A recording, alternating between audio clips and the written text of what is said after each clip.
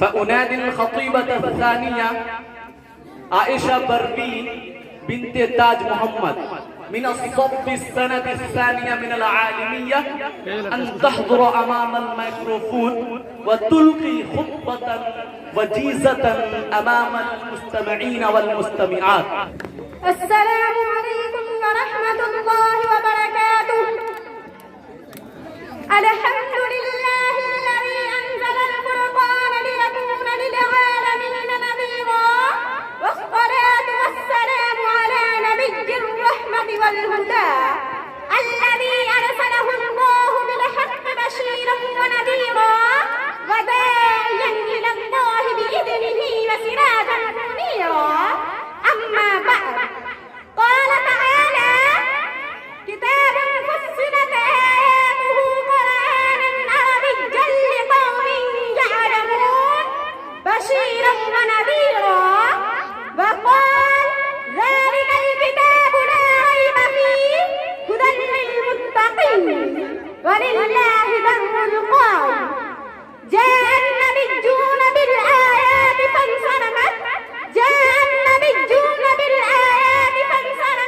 وجئنا بكتاب غير منصرم آياته كلما طال المدى جدد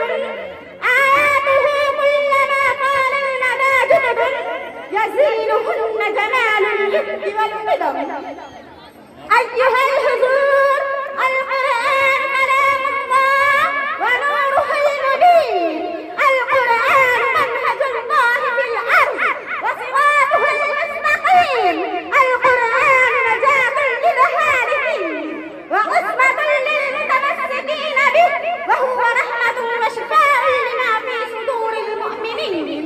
القرآن هو الكتاب الذي أنزله الله بالحق مصدقا لما بين يديه، وأنزل التوراة والإنجيل من قبل هدى للناس، وأنزل الفرقان بين الحق والباطل وبين الهدى والضلال وبين النور والظلمات وبين العلم والجهل وبين أولياء الله الشهداء وأعداء الله الأشقياء.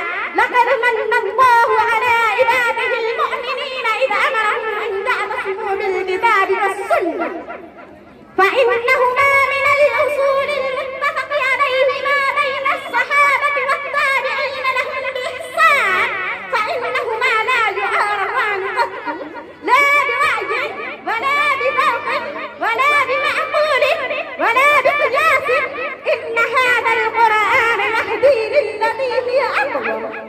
وعن عبد الله بن مسعود قال: قال رسول الله صلى الله عليه وسلم: إن هذا القرآن معدبة الله تعالى، فتعلموا من معدبته ما استطعتم.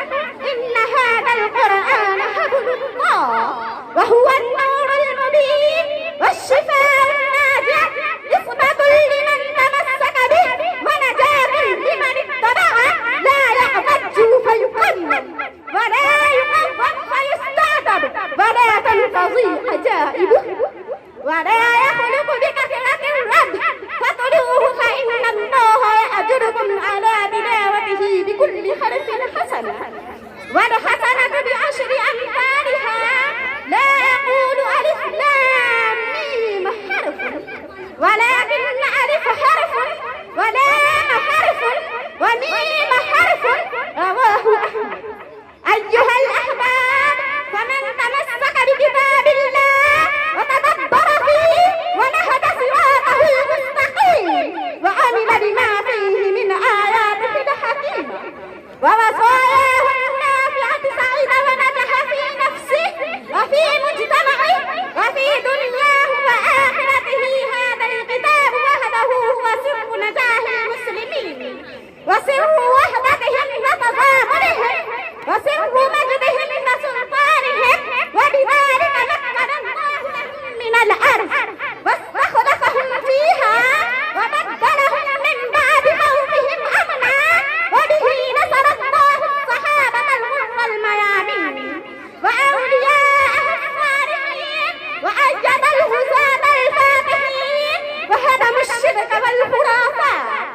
وبه أنقذوا الإنسانية من كبوتها، وبه فتحوا أعينا عميا وآذانا صما وقلوبا غلفا، وصدقوا ما عاهدوا الله عليه فرضي الله عنهم وأرضاهم، ونحن اليوم في أمس حاجة إلى أن نرجع إلى هذين المصدرين نتلقى منهما الأصول لمعالجة القضايا كي يسود السلام وتنجو البشرية من البوار والضلال. وليس عندنا يا معشر المستمعين إلا هذين الأصلين العظيمين والمصدرين الأساسيين، كتاب الله وسنة رسول الله.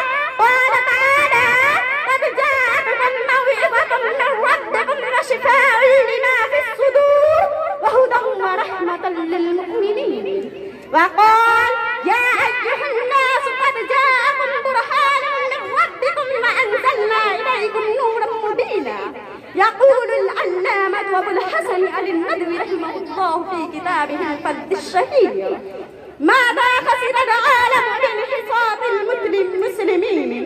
القرآن وسيرة محمد صلى الله عليه وسلم قوتان عظيمتان أن تشعلا في العالم الإسلامي نار الحماس والإيمان، وتحدثا في كل وقت ثورة عظيمة على العصر الجاهلي، وتجعلا من أمة مستسلمة منخفضة ناعسة أمة فتية ملتهبة وحماسة وغيرة وحرقا على الجاهلية وسخطا على المؤمن الجاهلة. إن علة العالم الإسلامي اليوم هو الرضا بالحياة الدنيا والاطمئنان بها والارتياح إلى الأوضاع الفاسدة والهدوء الزائد في الحياة، فلا يقلقه فساد ولا يزعجه انحراف ولا يهججه منظر ولا يهمه غير مسائل الطعام واللباس، ولكن بتأثير القرآن والسيرة النبوية إن وجدا إلى القلب سبيلا يحدث صراع بين الإيمان والنفاق واليقين والشك، بين المنافع العاجلة والدار الآخرة، بين راحة الجسم ونعيم القلب، بين حياة البطالة والموت الشهادة. صراع أحدثه كل نبي في وقته ولا يصله عالم إلا به.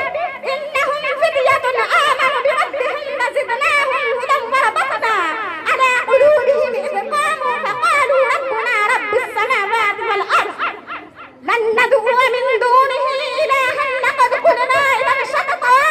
هنالك تفوح الطوائف الجنة وتحب نفحات القرن الأول ويولد للإسلام عالم جديد ولا يشبه العالم القديم في شيء. وآخر دعوانا أن الحمد لله رب العالمين والسلام عليكم.